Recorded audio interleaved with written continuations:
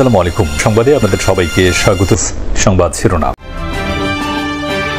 রাজনৈতিক দলগুলোর সমঝোতার বিকল্প নেই, ঐক্যমত্য কমিশনে বললেন প্রধান উপদেষ্টা। ফেব্রুয়ারিতে মহোৎসবের নির্বাচনে জাতির সত্যিকার নবজন্মের আশা।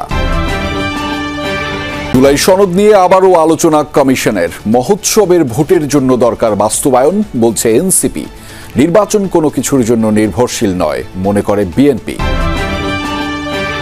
আশুলিয়ায় মরদেহ পোড়ানোর মামলার আনুষ্ঠানিক বিচার শুরু। পৃথিবীর যে কোনো আদালতে বিচারের মতো অকাট্য তথ্য প্রমাণ আছে, বললেন চিফ প্রসিকিউটর। ফেব্রুয়ারির প্রথমার্ধেই হবে জাতীয় নির্বাচন। যদি সংস্কার বাস্তবায়নের ফয়সালা করা যায়, তবে তা হবে মহোৎসবের ভোট, জানিয়েছেন প্রধান উপদেষ্টা ডক্টর মোহাম্মদ ইউনূস। বিকেলে জুলাই সনদের আইনি ভিত্তি ও বাস্তবায়ন প্রক্রিয়া নির্ধারণে রাজনৈতিক দলগুলোর সঙ্গে জাতীয় ঐক্যমত্য কমিশনে সভাপতির বক্তব্যে এসব কথা বলেন তিনি। জুলাই জাতীয় সনদ বাস্তবায়নের পথ খুঁজতে রাজনৈতিক দলগুলোর নেতাদের সাথে ঐকমত্য কমিশনের সভায় উপস্থিত ছিলেন ঐকমত্য কমিশনের সভাপতি অন্তর্বর্তী সরকার প্রধান ডক্টর মোহাম্মদ ইউনূস। এটা অন্যান্য দেশ লক্ষ্য করবে আমরা কি পদ্ধতি অবলম্বন করেছিলাম, যেটাতে গেছি, এটা নজির হিসেবে থাকবে।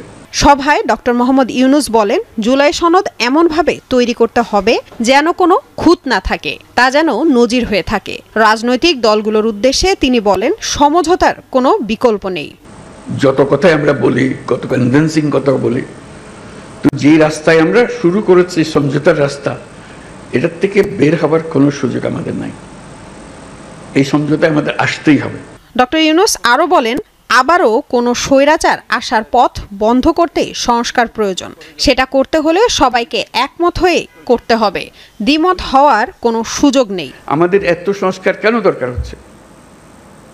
দরকার হচ্ছে সব পথঘাট বন্ধ করা, স্বৈরাচার আর কোনো দিক থেকে যেন বাইরে আসতে না পারে আমাদেরকে। এইটি আর কিচ্ছু না, বাকিটা আমরা জানি। স্বৈরাচারের রাস্তাগুলো বন্ধ করে দেওয়া, প্রত্যেকটা, কোনো দিক থেকে সে যেন আর বাইরে না পারে। তো সেই স্বৈরাচারকে বন্ধ করতে হলে আমাদেরকে সব একমত হয়ে এটা করতে হবে, দ্বিমতের কোনো জায়গা এখানে নাই। ফেব্রুয়ারির প্রথমার্ধেই হবে জাতীয় নির্বাচন, আবারও জোর দিয়ে বলেন প্রধান উপদেষ্টা। জানান, এ নির্বাচন হবে মহোৎসবের নির্বাচন। ফেব্রুয়ারির প্রথমার্ধে নির্বাচন হবে, সেই নির্বাচন মহোৎসবের নির্বাচন হবে এবং জাতির সত্যিকার নবজন্ম হবে। এই যে এত ত্যাগ, এত রক্ত, এত আত্মাহুতি, এগুলো সার্থক হবে যদি আমরা ওই নবজন্মটা লাভ করতে পারি। দুশ্চিন্তা রেখে যেন আমাদেরকে নির্বাচনে ঢুকতে না হয়। উৎসব এখান থেকে সৃষ্টি হবে, এই উৎসব নিয়েই নির্বাচন হবে এবং নির্বাচন ফেব্রুয়ারির প্রথমার্ধেই হবে। জুলাই অভ্যুত্থানের কথা মনে করিয়ে কমিশন সভাপতি অধ্যাপক ইউনূস বলেন, নতুন বাংলাদেশ তৈরির এ সুযোগ আর আসবে না, তাই সবাইকে ঐক্যবদ্ধ থাকার আহ্বানও জানান তিনি। যখনই আপনি এই সনদ করবেন কোলাকুলি করে যে হ্যাঁ আমরা একমত হয়ে গেছি, তাহলে নির্বাচন ইত্যাদি সব সার্থক হবে। এর আগে ঐক্যমত্য কমিশনের সহ সভাপতি অধ্যাপক ডক্টর আলী রিয়াজ বলেছেন, রাজনৈতিক দলগুলোর সম্মিলিত প্রচেষ্টায় একটি জাতীয় সনদ প্রস্তুত করা হয়েছে, যা বাংলাদেশের রাজনীতিবিদদের ঐক্যের একটি দলিল। ডক্টর আলী রিয়াজ বলেন, পরাজিত ফ্যাসিবাদী শক্তি এখনও চায় এ প্রক্রিয়া যেন সফল না হয়, তাই সবাইকে ভেদাভেদ ভুলে সামনের মাসগুলোতে সহযোগিতার ধারা অক্ষুণ্ণ রাখার আহ্বান জানান তিনি। বৈঠকে সালাউদ্দিন আহমদ বলেন, জুলাই সনদের স্বাক্ষরের জন্য প্রস্তুত বিএনপি, তবে সনদ বাস্তবায়ন প্রক্রিয়ায় এসে বিষয়টিকে জটিলতার দিকে নিয়ে যাওয়া হচ্ছে। এমনভাবে সনদ বাস্তবায়ন করতে হবে যেন তা জনগণের কাছে প্রশ্নবিদ্ধ না হয়। এনসিপি নেতা আক্তার হোসেন বলেছেন, জুলাই সনদ বাস্তবায়ন করা না গেলে নির্বাচন মহোৎসবের হবে না। গত 11 সেপ্টেম্বর রাজনৈতিক দলগুলোর সঙ্গে সবশেষ বৈঠক করেছিল কমিশন। রাজনৈতিক দলগুলোর মধ্যে যে সহযোগিতার ধারা তৈরি হয়েছিল অতীতে, তা সামনের মাসগুলোতে অব্যাহত থেকে অক্ষুণ্ণ রেখে আমরা অবশ্যই একটি চূড়ান্ত পরিণতিতে উপনীত হতে পারব। ন্যাশনের কাছে আমরা এমন কোনো প্রেসিডেন্ট রেখে যেতে চাই না, অন্ততপক্ষে হেডেড বাই প্রফেসর ইউনূস, যেটা দুদিন পরে টিকবে না, যেটা দুদিন পরে জুডিশিয়ারিতে নাল এন্ড ভয়েড হয়ে যাবে, যেটা দুদিন পরে চ্যালেঞ্জড হয়ে যেতে পারে। জাতীয় নির্বাচন সেটা সুষ্ঠু হোক, ফেব্রুয়ারিতেই হোক, সেই টাইমলাইনে আমরা সুন্দর নির্বাচনের মধ্য দিয়ে এই সরকারের একটি সমাপ্তি, নতুন সরকারের আগমন বাংলাদেশে একটি গণতান্ত্রিক অভিযাত্রা শুরু হোক, এটা আন্তরিকভাবে কামনা করি।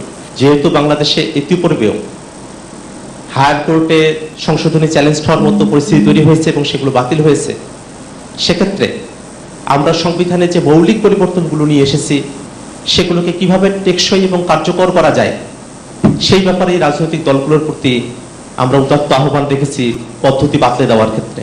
অবিচল আছি ফেব্রুয়ারির প্রথমার্ধে নির্বাচনের ব্যাপারে।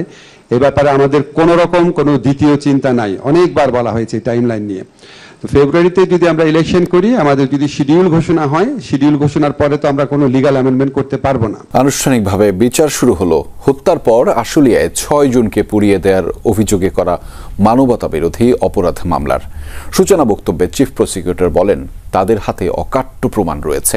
এই তথ্য প্রমাণ দিয়ে পৃথিবীর যে কোনো আদালতে অভিযুক্তদের বিচার করা সম্ভব। এদিন জুলাই আগস্টে কুষ্টিয়ায় 7 জনকে হত্যা মামলায় আওয়ামী লীগ নেতা মাহবুবুল আলম হানিফ, হাসানুল হক ইনু সহ 5 জনের বিরুদ্ধে তদন্ত প্রতিবেদন দাখিল করেছে তদন্ত সংস্থা। লাশের উপর ছুঁড়ে ফেলা হচ্ছে লাশ। গত বছরের 5 আগস্ট শেখ হাসিনার পতনের দিনে ঢাকার আশুলিয়ায় ঘটে এই নারকীয় ঘটনা। 6 জনকে গুলি করে হত্যার পর মরদেহ তোলা হয় ভ্যান গাড়িতে। পরে পাশে থাকা মোটরসাইকেলের পেট্রোল নিয়ে এসে ধরিয়ে দেওয়া হয় আগুন। প্রসিকিউশন বলছে, তখনও জীবিত ছিলেন একজন, তাকেও পুড়িয়ে হত্যা করা হয়। তদন্ত রিপোর্ট, আনুষ্ঠানিক অভিযোগ গঠন সহ সব আইনি প্রক্রিয়া শেষে রোববার শুরু হয় এই মামলার বিচার। এদিন সূচনা বক্তব্য উপস্থাপন করেন চিফ প্রসিকিউটর। বলেন, তাদের হাতে অকাট্য প্রমাণ রয়েছে, যা দিয়ে বিশ্বের যে কোনো আদালতে অভিযুক্তদের বিচার করা সম্ভব। আমরা যেটা বলেছি যে আমাদের কাছে যে ধরনের এভিডেন্স আছে সেগুলো কোনো বিচ্ছিন্ন এভিডেন্স নয়, এগুলো অকাট্যভাবে প্রমাণ করার মতো একটা অকাট্য প্রমাণ শৃঙ্খল, যার মাধ্যমে আমরা এই বিচারটাকে অত্যন্ত স্পষ্টভাবে প্রমাণ করতে পারবো এবং দুনিয়ার যে কোনো আদালতেই যাওয়া হোক না কেন এই সাক্ষ্য প্রমাণের ভিত্তিতে অপরাধীদের সাজা নিশ্চিত করা সম্ভব। শুনানিতে ট্রাইব্যুনাল 2 এর চেয়ারম্যান চিফ প্রসিকিউটরের কাছে জানতে চান, সশস্ত্র বাহিনীর সদস্যদের বিচার এই ট্রাইব্যুনালে হবে কিনা। জবাবে তাজুল ইসলাম বলেন, এই বিতর্কই অহেতুক। এই প্রশ্ন তোলার সুযোগ নেই যে International Crimes Tribunal Act armed ফোর্সেসের লোকদের বিচার করতে পারবে কিনা। এটা অকাট্যভাবে প্রমাণিত এবং আইনের প্রত্যেকটা ধারা উপধারা উল্লেখ করে আমরা ট্রাইব্যুনালকে দেখিয়েছি যে এই আইনটা মূলত আর্মড এবং অক্সিলিয়ারি ফোর্সের বিচারের জন্য। এদিকে জুলাই আগস্টে কুষ্টিয়ায় 7 জনকে হত্যা মামলায় আওয়ামী লীগ নেতা মাহবুবুল আলম হানিফ, হাসানুল হক ইনু সহ 5 জনের বিরুদ্ধে তদন্ত প্রতিবেদন দাখিল করেছে তদন্ত সংস্থা। তাদের বিরুদ্ধে অভিযোগ এনে তাদের বিরুদ্ধে তদন্ত রিপোর্ট দাখিল করা হয়েছে। তদন্ত রিপোর্টের পর্যালোচনা সাপেক্ষে চিফ প্রসিকিউটর আগামী 29 তারিখের মধ্যেই তাদের বিরুদ্ধে আনুষ্ঠানিক অভিযোগ দাখিল করবেন। এদিকে ট্রাইব্যুনাল 2-এ আবু সাইদ হত্যা মামলার 5ম দিনের সাক্ষ্য গ্রহণ হয়েছে, আর ট্রাইব্যুনাল 1-এ হয় চানখারপুল মামলার 7ম দিনের সাক্ষ্য গ্রহণ। আরও কয়েকটি মামলার শুনানি হয় ট্রাইব্যুনালে।